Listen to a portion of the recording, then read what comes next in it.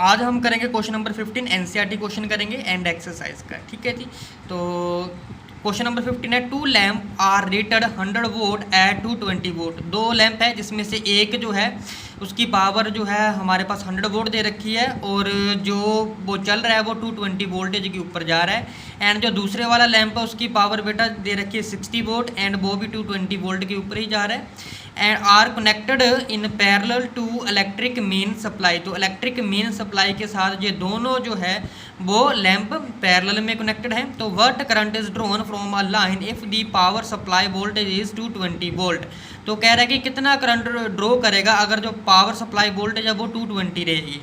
तो पैरेलल में कनेक्शन है, ठीक है। तो वोल्टेज डिफरेंस जो है हर एक वोल्टेज के बीच 220 है। तो जो करंट ड्रॉन करेगा जिसकी पावर बेटा 100 वोल्ट दे रखी है, तो सबसे पहले I1 आ जाएगा, कितना आ जाएगा P1/V। ठीक है जी। तो P = IB। ठीक है। तो ये वाला फॉर्मूला यहाँ से यूज़ किया है। तो 100/220 आ जाएगा, 0 से 0 कट जाएगी, 10/22 तो डिवाइड करके 0.455 एम्पियर आ जाएगा। तो करंट ड्रॉन बाय बल्ब जिसकी रेटिंग हमारे पास 60 वोट है, तो पावर इसकी P2 मान लेंगे। तो I2 करंट कितना हो जाएगा P2/V 60/22, 0 से 0 कट 6/22 आ जाएगा। 22 को 6 से डिवाइड करेंगे तो 0.273 एम्पियर आ जाएगा। तो टोटल करंट कितना आ जाएगा, I1 और I2 दोनों को जोड़ देंगे तो 0.455 प्लस 0.273 को जोड़ेंगे प्लस, ठीक है। तो आंसर कितना आ जाएगा, लगभग आ जाएगा जी हमारे पास प्लस 0.728 एम्पियर। ठीक है जी। तो नेक्स्ट क्वेश्चन है, which uses more energy 250 watt TV set in 1 hours for 1200 watt toaster in 10 minute. तो कह रहा है कि सबसे ज़्यादा एनर्जी कौन लेगा 250 वोट पर जो टीवी जा रहा है, जो कि 1 घंटे के लिए चलाया जा रहा है, और 1200 वोट की पावर का एक टोस्टर है जो कि 10 मिनट के लिए चला है। तो सबसे ज़्यादा पावर जो है एनर्जी किसकी होगी।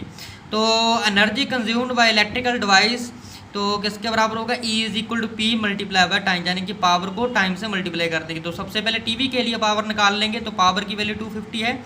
ठीक है जी।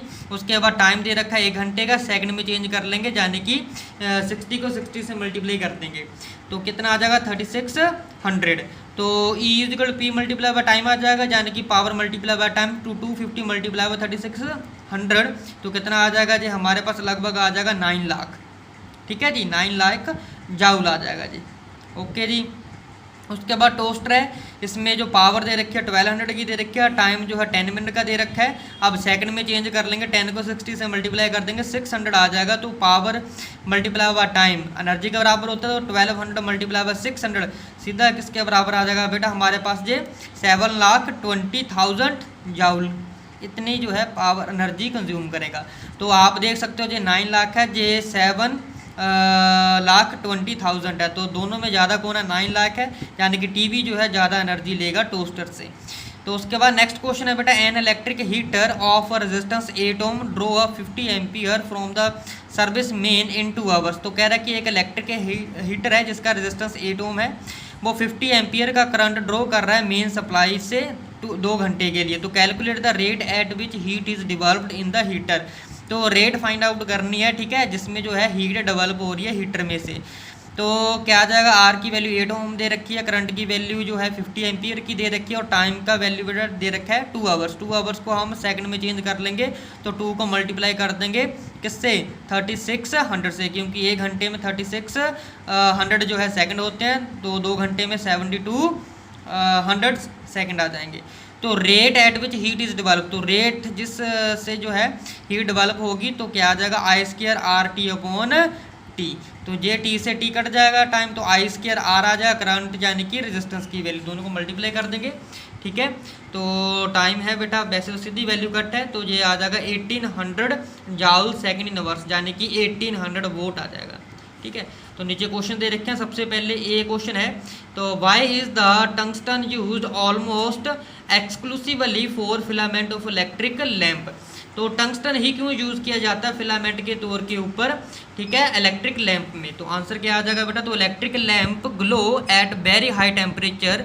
तो इलेक्ट्रिक लैंप जो होते हैं वो हाई टेम्परेचर के ऊपर ग्लो करते हैं, तो जो मटेरियल यूज़ हो रहा है फिलामेंट में उसका जो मेल्टिंग पॉइंट है वो भी हाई होना चाहिए और हाई रेजिस्टिविटी का होना चाहिए। तो ये जो कंडीशंस है वो फुलफिल करती है टंगस्टन। तो इसीलिए जो टंगस्टन है वो मेनली यूज होती है हीटिंग एलिमेंट में, ठीक है, इलेक्ट्रिक बल्ब के। नेक्स्ट क्वेश्चन है, why are conductor of electric heating device such as bread toaster and electric irons made of alloy rather than pure metal. तो जो ब्रेड टोस्टर है और हमारे पास इलेक्ट्रिकल हीटिंग डिवाइस है जैसे कि आयरन है, इलेक्ट्रिक आयरन है, ये जो है लोहे के बने होते हैं प्योर मेटल की बजाय, क्यों? तो it is due to following reason. सबसे पहला रीज़न होता है जो रेजिस्टिविटी होती है बेटा अलोए की वो ज़्यादा रहती है प्योर मेटल से, और सेकंड रीज़न ये है कि जो मेल्टिंग पॉइंट होता है अलोए का वो भी ज़्यादा होता है हमारे पास प्योर मेटल से। सो अलोए जो है डू नॉट मेल्ट रेडियली, तो आसानी से जो है मेल्ट नहीं होता अलोए, इसीलिए यूज़ किया जाता है ज़्यादातर। तो सी पार्ट है, why is series arrangement not used for domestic circuit. तो सीरीज अरेंजमेंट क्यों यूज़ नहीं होता है डोमेस्टिक सर्किट में? तो आंसर आ जाएगा, in series combination voltage division take place. तो सीरीज़ कॉम्बिनेशन में जो वोल्टेज होता है उनकी जो डिवीज़न जो होती है वो होने लग जाती है सीरीज़ कॉम्बिनेशन में। तो हर एक कंपोनेंट जो है वो रिसीव करता है small voltage share of the voltage supply, ठीक है।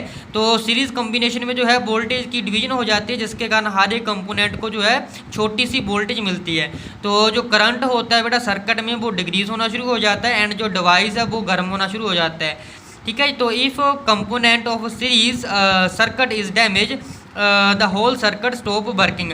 तो सीरीज़ में अगर लगाई हुई चीज़ कोई भी उसमें से कोई भी एक चीज़ ख़राब हो जाए तो पूरे का पूरा सर्किट डैमेज हो जाता है। तो hence series arrangement is not used in domestic circuit. तो सीरीज अरेंजमेंट जो है बेटा वो डोमेस्टिक सर्किट में ज़्यादातर यूज़ नहीं होती, पैरेलल होती है। देख सीरीज़ का मतलब ये होता है कि बेटा अगर मान लीजिए एक स्विच है, उसी स्विच के साथ आप लोगों ने अगर बल्ब और फैन दोनों आप लोगों ने अटैच किया है तो उसे हम बोल देते हैं सीरीज़ कॉम्बिनेशन, ठीक है। तो मान लीजिए कि जो वायर सीधी हमारे पास बल्ब के साथ लगी हुई है तो वही वायर सीधी कहाँ से लगेगी, जाके सीधे फ़ैन के साथ।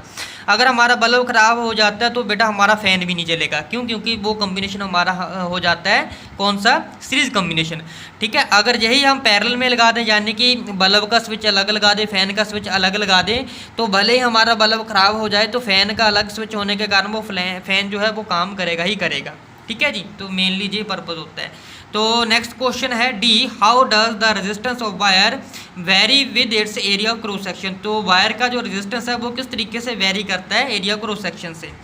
तो आंसर आ जाएगा, resistance of wire is inversely proportional to area of cross section. जो रेजिस्टेंस रहता है वायर का वो इनवर्सली प्रोपोर्शनल होता है, कैसे, एरिया ऑफ क्रॉस सेक्शन से। तो इस तरीके से आ जाएगा are inversely proportional to 1/A। इसका मतलब ये होता है कि एरिया अगर हमारा ज़्यादा है तो रेजिस्टेंस कम होगा, अगर एरिया कम है तो रेजिस्टेंस बेटा हमारा ज़्यादा होगा, क्योंकि ये दोनों इनवर्सली प्रोपोर्शनल में है। इनवर्सली प्रोपोर्शनल में अगर एक चीज़ बढ़ती है तो दूसरी घटेगी। तो नेक्स्ट क्वेश्चन आ जाएगा बेटा, why are copper and aluminium wires usually employed for electricity transmission. तो ज़्यादातर कॉपर और एल्यूमिनियम की जो वायर्स है वही जो है इलेक्ट्रिसिटी ट्रांसमिशन के लिए यूज़ की जाती है, क्यों? तो कॉपर एंड एल्यूमिनियम जो होते हैं वो गुड कंडक्टर होते हैं इलेक्ट्रिसिटी के लिए। तो दे है वेरी लो रेजिस्टिविटी, इनकी जो रेजिस्टिविटी होती है वो भी काफ़ी ज़्यादा कम होती है, तो इनकी जो पावर होती है वो भी कम हो जाती है, ठीक है। तो हैंस पावर कम हो जाती है, मतलब जो पावर का लॉस होता है वो कम हो जाता है। तो hence wire of copper and aluminium वो ज़्यादातर यूज़ किए जाते हैं इलेक्ट्रिसिटी ट्रांसमिशन के लिए। तो बेटा ये हमारे थे एनसीईआरटी क्वेश्चंस। तो अगर आप लोगों को लिए केस स्टडी वाले क्वेश्चन भी चाहिए, अजर्सन रीजन वाले क्वेश्चन चाहिए, तो मुझे कमेंट बॉक्स में लिख के बता देना। तो एक एक चैप्टर के मैं अजर्सन रीजन या केस स्टडी वगैरह है वो क्वेश्चन भी मैं लेकर आऊँगा, ठीक है जी। तो ये लास्ट वाला पार्ट काफ़ी ज़्यादा इंपॉर्टेंट क्वेश्चन है, ठीक है। इसमें जितना भी 18 क्वेश्चन के जितने भी ए से लेकर ई तक पार्ट हैं वो काफ़ी ज़्यादा इंपॉर्टेंट है, यानी कि 5 क्वेश्चन है, पाँचों के पाँचों काफ़ी ज़्यादा इंपॉर्टेंट है, ठीक है जी। Thank you.